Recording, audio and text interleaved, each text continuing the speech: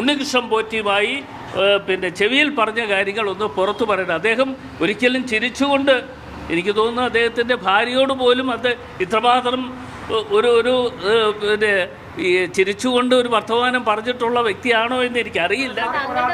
സുരക്ഷാ പ്രാധാന്യമുള്ള സ്ഥലത്തേക്ക് പോകുമ്പോൾ കൃത്യമായ രീതിയിൽ എങ്ങനെയാണ് ഇവിടത്തേക്ക് വന്നത്, താങ്കൾ എങ്ങനെയാണ് ഇവിടത്തേക്ക് എത്തിയതെന്ന് അന്വേഷിക്കുമല്ലോ സാർ? ഇല്ലില്ല, ഞാൻ അത്തരം അന്വേഷിച്ചു.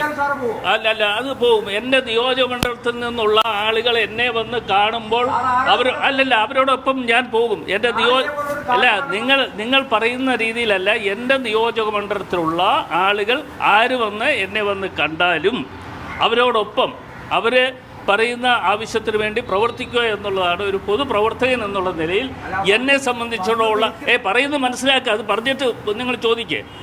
എന്നെ സംബന്ധിച്ചിടത്തോളം എൻ്റെ നിലപാടതാണ്. അത് ആരാണെങ്കിലും ഞാൻ പോകും. പക്ഷേ അത് തെറ്റുകാരനാണ്, കുറ്റക്കാരനാണ്, കൊള്ളക്കാരനാണെന്ന് കണ്ടാൽ അതിലേക്ക് അവരോടൊപ്പം പോവുക എന്നുള്ളതല്ല അടൂർ പ്രകാശിൻ്റെ പിന്നെ ചുമതല. നിങ്ങൾ 3 പേര് മാത്രമാണ് മീറ്റിംഗിൽ ഉണ്ടായിരുന്നത്. സോണിയാഗാന്ധി ചരട് കെട്ടിക്കൊടുത്തതല്ലാതെ എന്തായിരുന്നു അവിടെ ചർച്ച?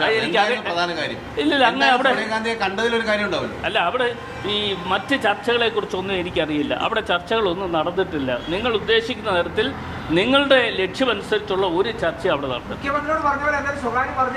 അല്ല, മുഖ്യമന്ത്രിയോട് പറഞ്ഞ പോലല്ല.